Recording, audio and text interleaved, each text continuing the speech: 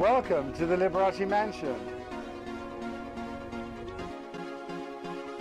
Welcome to Under the Vegas Sun, looking at the people, the events, and the news surrounding Las Vegas and the entire Vegas Valley. Hello, I'm Steve Schorr. We are live from the Liberace Mansion. In our 14 seasons now that we've been doing the program, we've had many stars and many entertainers on the program. Today on our program, a very special entertainer. He has been voted numerous times the best entertainer on the Las Vegas Strip. His name, Terry Fator. He goes back to a very strange time when ventriloquism became king. Now it's coming all back again. Stay with us. We'll be right back with Terry Fator in a very unique interview. I've long believed that talent as a word is so much more than just 6 letters. It is about those who have it, the experience, the mastery of what they do. Our very special guest on the program today is a man who has not only mastered talent, he has literally changed the meaning of the word to what it is today, which is something that is bright and fresh and new. He is the voice of entertainment in Las Vegas. I'm so very proud to have as our guest, Terry Fator. Welcome to our program, my friend. Thank you, Steve. I think it was a great introduction. I like that. Well, you are more than talent. And you know, when I knew that I was going to have you on the program, we could go in so many different directions. But where you are today, just celebrated your 9th anniversary at the Mirage Hotel in Las Vegas. Probably one of the most successful headliners that we've ever had in Las Vegas. Your show is sold out all the time. It's people just clamor to be there. But it's so far from where you were as a young man in Texas, so far of where you were even as a young talent, where you were a lead singer in some groups.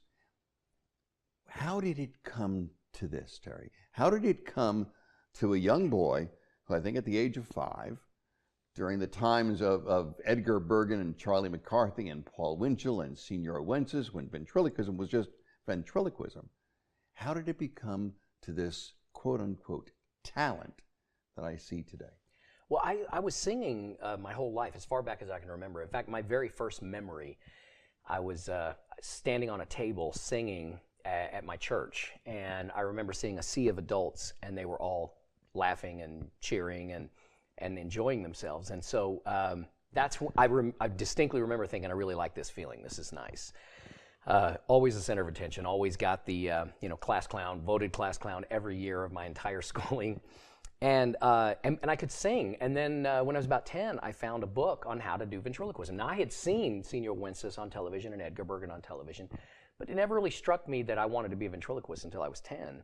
And then I got a little doll at Sears, and since I sang, that was one of the first things I did. I used to do, I bought later on, when I was about 12, I think, I bought a little lion puppet, and I thought I was super clever at 12, and I named him Jackal Mikeson, and I had him sing Michael Jackson songs, or Jackson 5. So he would sing, A, B, C, it's easy. And so at 12. So it was just something I always did because that's what I did. But I would also, my routines, before I could write routines, I would do you remember Jose Jimenez? Of course. I used to do those entire routines when I was a kid. Really? I found some Jose Jimenez records in my dad's collection. And I would learn them, and I would be able to do them, my name Jose Jimenez, and I would do all of the accents and everything.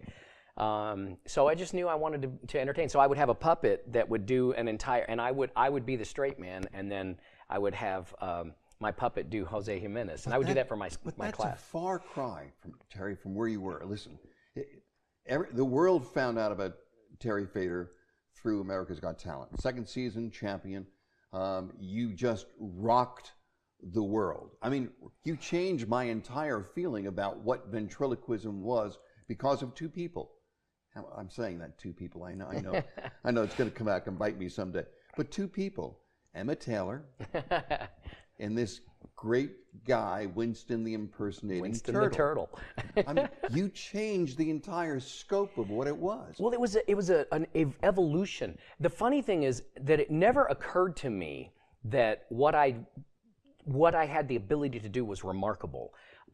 It just it came so naturally for me. I sang.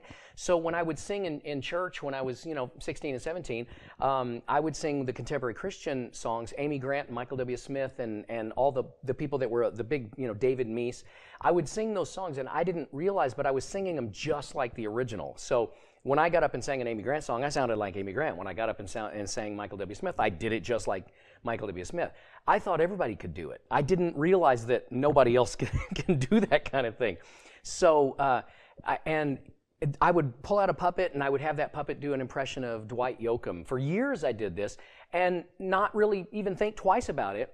And it wasn't until I saw Danny Gans in about 2005. I was playing the. I was playing. Yes, he was an amazing performer. He was incredible. Yep. I was playing the Logandale Fair right up the street, the Clark County Fair in Logandale. And one night I just got my money together, and it was $100, which is a ton of money for me back then. I couldn't afford it, but I said, man, I'm going to save this money. And I went and saw him perform. And I'm sitting in the theater that is now my theater, the Terry Fator Theater, and I'm watching him. I'm going, I do every single voice he does, and I can be a headliner in Vegas. That was 2005, and so I thought, well, I don't want to be a clone of Danny Gans because there's already a Danny Gans. So why don't I just have my puppets do it? That's how quickly. And so I went home and started immediately. I think the next night I went to Logandale and I had one of my puppets do a Garth Brooks song. Did you really? And the crowd went. And then afterwards, people came up and said, you didn't really do that. And I said, no, I did. And they said, sing like Garth Brooks. And I went, laying it all on my roots, I showed up in boots, And they're like, oh my gosh, it really was you doing it. And so over the course of about 6 months, I totally changed my show so that every single puppet did an impression of a singer. But Terry, it's not only you doing impressions through the puppet, it's your amazing vocal quality. I mean, it's something that I've never seen before. You sing things that people have never tried to sing before, but yet you sing them utilizing a puppet. I watched your mouth going, wait a minute, his mouth is not moving. How can he sing that without it?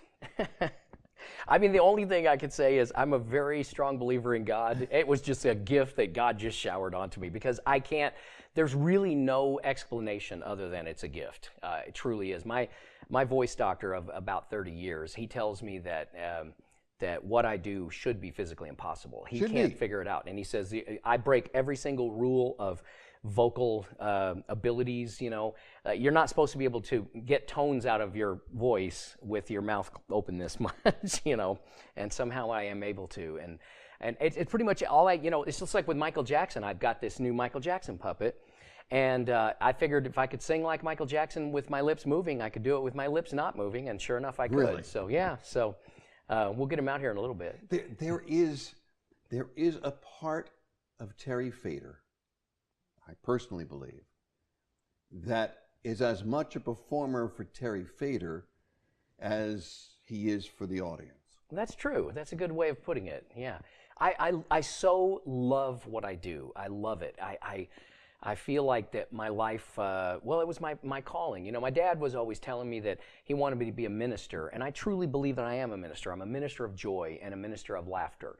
And I think God calls people to be ministers of all different sorts of things. And I feel like that my calling is no less important than a minister of the gospel because my job makes people feel better about the world they live in. But as successful as you have become, and you're a huge success, you've never forgotten where you came from. You never forgot to help other people. You now have your own charity. You help other people. You help young people. You do amazing things. And I honestly believe it's because of what's inside and who you are as a man. And I think I respect that more than I do anything else because that's never changed. Well, thank you. I think the reason for that, I truly believe, is I was a janitor. My parents had a janitorial business. That's what I grew up doing from the time as far back as I can remember. We would go, my parents would drop me and my brother and sister off. We'd clean buildings, clean toilets, vacuum the carpets. And once I became a ventriloquist, I would spend all that time, instead of griping and complaining that I had to be a janitor, I spent all that time listening to the radio and singing along without moving my lips so I could practice my ventriloquism. Wow. So I could one day be a professional ventriloquist. So I learned how to do that through doing something that was forced upon me that I didn't, that I didn't choose that life. It was my parents who chose that life for me. So the fact that I've been in the position of the people who clean my theater helps me to understand that I'm no better than they are, because I was them, and we're all the same. We're all people. All of us have the same value to one another and to God and to everybody else. And so I just feel like that I'm very talented. There's no doubt about that, but I don't feel like my talent makes me any better than anybody else. And that's why, because I just feel like I want to help others with the gifts that God's given me. So. And one of the things that you do, and I have to tell the audience because it's an amazing fact to me, one of the things that you do is in every single show, you honor our military, you honor our veterans, you honor our first responders, and in every penny that comes from people buying Winston the Impersonating Turtle or any of your other figures, you give back, don't you? You give back every single penny. Yeah, and well, I'm a person who is so blessed in my life. I have no desire to be the richest man in the world. I have no desire. There's only so much you need as long as I'm paying my bills and I'm setting up a nice retirement for my wife and myself. The rest of it can all go to charity, because I have no interest in being rich and powerful. I just want to entertain people, make people feel good, and help people with the excess money that that doesn't go to pay bills. It's an amazing fact that this man, who is the voice of entertainment, still is the gentleman that walked on the stage for America's Got Talent, and it's never, ever gone to his head. And I'm just honored to know you. I want to talk to you about your wonderful characters, and maybe you'll bring one on. We're going to take a break for a couple seconds. When we come back, more of this amazing man, Terry Fator. Stay with us. We'll be right back. Hi, I'm Eamon Springall of Stitched at the Cosmopolitan, and you're watching Under the Vegas Sun with Steve Schorr. An amazing man, an amazing entertainer, an amazing individual who continues to give back, but I'm telling you, talent like you've never seen. Welcome again, Terry Fator. Okay, here's what fascinates me. Your characters are as unique as I've ever come across. I have my own favorites. Julius happens to be a favorite of mine. Winston the Impersonating Turtle. There's so many, even Vicky the Cougar. I'm not really sure about her, but she's okay. Where do you get your ideas for your characters? It can come from anywhere. Well, for example, Winston, they say necessity is the mother of invention. Well, I was on America's Got Talent, and I had this little Kermit the Frog puppet that I bought on eBay, and I was doing What a Wonderful World with me on as eBay. Louie. I just bought you this bought it on eBay. Yeah, I just bought this little Kermit puppet on eBay. So the Muppets said I was not allowed to use Kermit on television. So I said, well, can I do Kermit's voice? And they said, you can do the voice, you just can't use the puppet. So I went online and I just started searching, and I found a little puppet, a little turtle puppet that, and it was in Austin, and I had dear friends that lived in Austin. I called them and I said, would you go get that and overnight it to me, because I'm going to be on the air in 2 days. So they went, got it, overnighted. I opened the box and I said, oh, it's Winston the Impersonating Turtle. The name just popped into my head. He's going to impersonate Kermit the Frog. So after that, and of course, once I got my big Vegas show, I had to have a proprietary Kermit that was, a Winston that was my own, right. That wasn't one you could just go buy at a toy store. So that's where, I went to the same people who make the Muppets, who actually create and work on Miss Piggy and Kermit. It's a puppet heap out of New Jersey, Hoboken, New Jersey. And just told them, let's make a turtle. And I want him to have the charm and cuteness of Kermit, and so that's really where Winston came from. Okay, I was there for your 9th anniversary show. I was so honored that I had been there that night, and you made for me one of my wishes come true. You have no idea. One of the wishes that I always had, being in the business, was I had hoped one time to see Michael Jackson perform, and unfortunately I didn't. And then all of a sudden, I'm in the audience, and your latest guy comes in. Now, by the magic of TV, we're going to now bring in. Wait till you see it. It's just wonderful. There we go. We're now joined by a very special guest, Michael, how are you, Michael? I'm doing good, Steve. Nice to be here. I'm sorry. I'm very, very excited to see you, Michael. So how did you come back to Las Vegas, Michael? Well, you know, I got a call from my good friend Terry here. He said he'd like to have Michael Jackson in his show. And I said, hee, of course.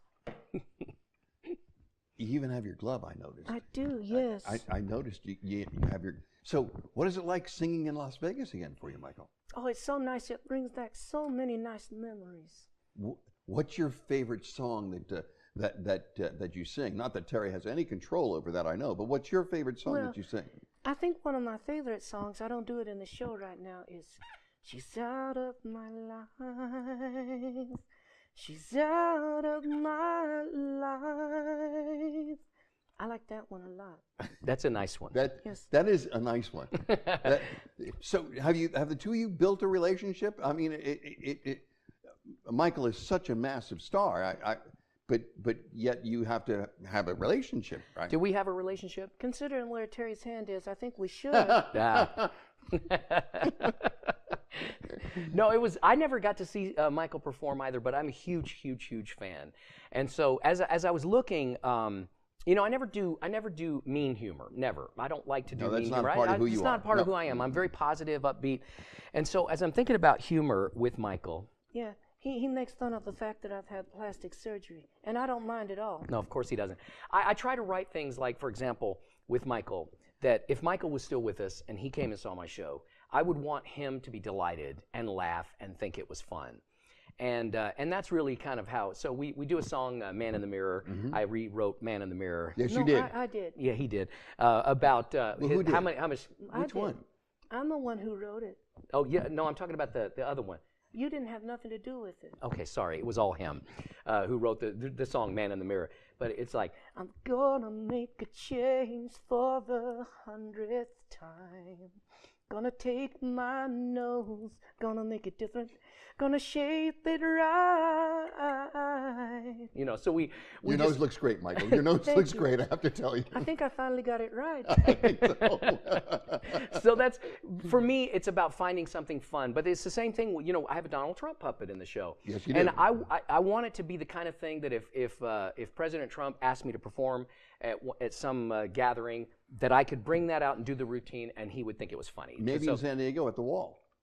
Possibly. So you sing also, I understand. Well, I saw you sing with Paul, don't you? I do, yes. Me and Paul McCartney. I know. They pick a lady out of the audience. And I just love that. I just love the cute girls at Terry's show. Yeah, the cute girls are very nice. And you sang to her when I was there. I watched you sing to her, and she was just flabbergasted by it all. And you know, it's so fun because I love when the two of them sing for the lady, and they're always just so flattered by it, and you can tell they're enjoying themselves. And I watch their families around, because I always try to pick the oldest lady that I can find in the first 3 rows. Sure. And then because he sings, I want to love you, you want to, pretty young thing. Yeah, pretty young thing. So I think that's kind of cute for him to sing it to the oldest lady that we can find in that first 3 rows. And their family always grabs their cameras, and they're just having such a good time. And then of course Michael sings "The Girl Is Mine" with Paul McCartney. Girl is mine. Right. So I can't tell. Are you talking for him? Because I see him talking, but your lips aren't moving either, so I don't know who's talking for who. Yeah, I'm the one that does the whole show. Yeah, now he's the big entertainer, right? So let me see you talk for him. Oh, okay. Okay, well, I can do it without moving my lips. That's very good. See, you didn't see my lips move when he talked. No, not at all. Right. It works out well. It works out well. And you even have your clef just perfect, Michael. Thank you. Yeah, I talked to, he's made by a guy named Chance Wolfe. Keith Lovick is the one that has made all my other wooden figures. That's what the technical term, ventriloquist figure, not puppets or dummies. But we don't care, though. We don't have feelings. Yeah, I understand that. We're puppets. Right.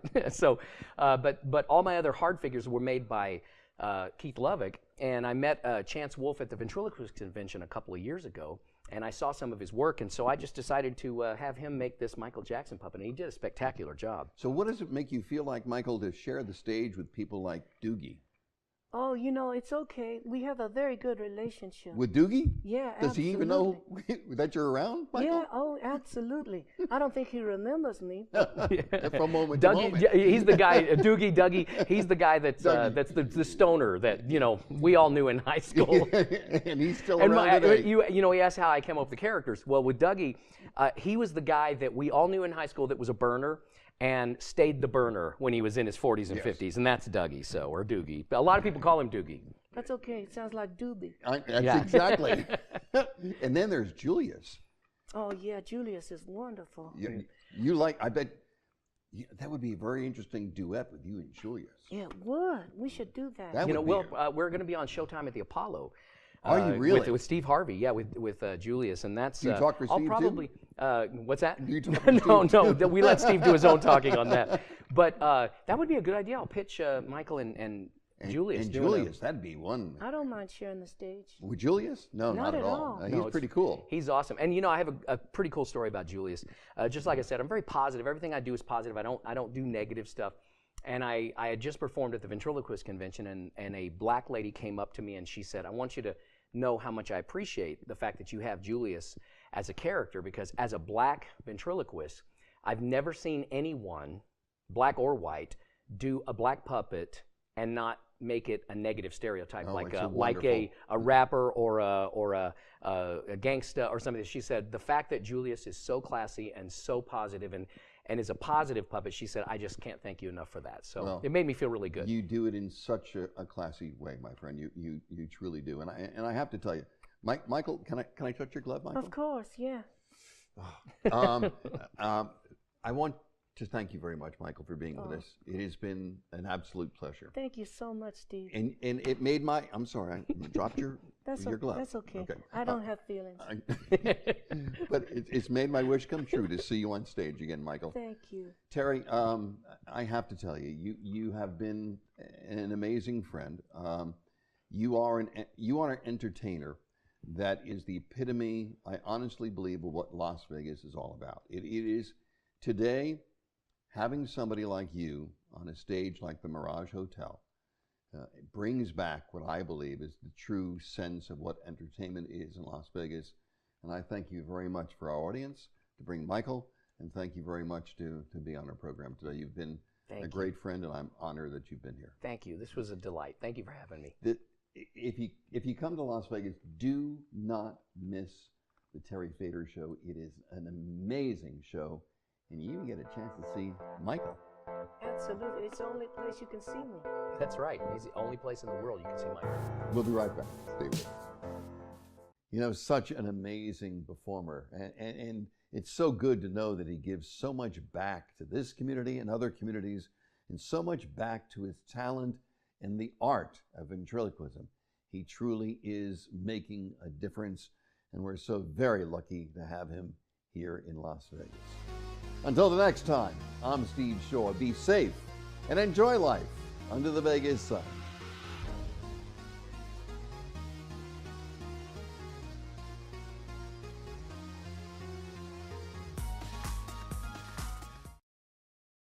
The world of business today is ever-changing. What does it take to move that needle forward? Sometimes it's effective communication, or an extra voice to be heard, or maybe help in turning the right corner. At Consulting America, we provide all of that and more. Get an edge on the competition. Our team offers more than 100 years of business experience, all to help you. For more information, go to consultingamericanow.com or call us at 702-385-5739. Consulting America, developing innovative strategies today.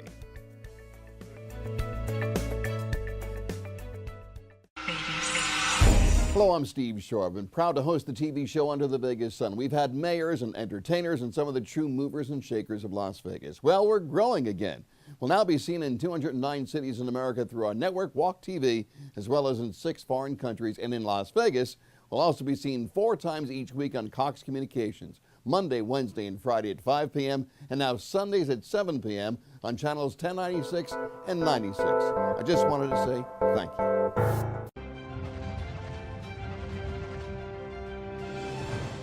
This has been a presentation of VATV.